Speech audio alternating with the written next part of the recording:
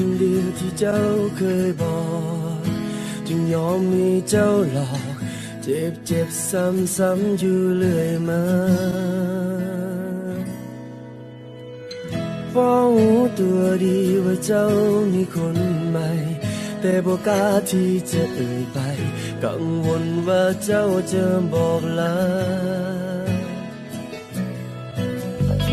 ได้ที่เก็บอาการเอาไว้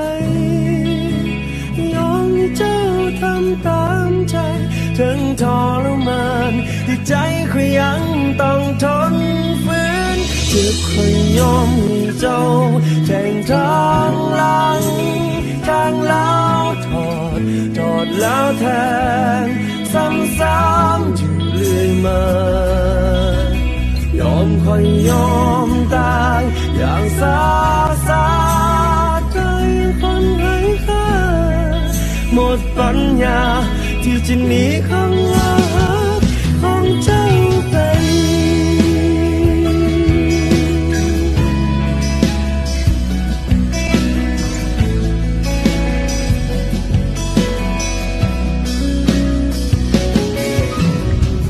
จากนี้คงเป็นแต่เพียงของตา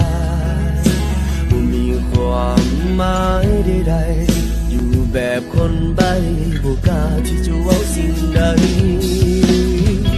ได้ที่เก็บอาการเอาไว้ปล่อยเจ้าทำตามใจถึงทรมานที่ใจก็ยังต้องทนฝืนเจ็บคง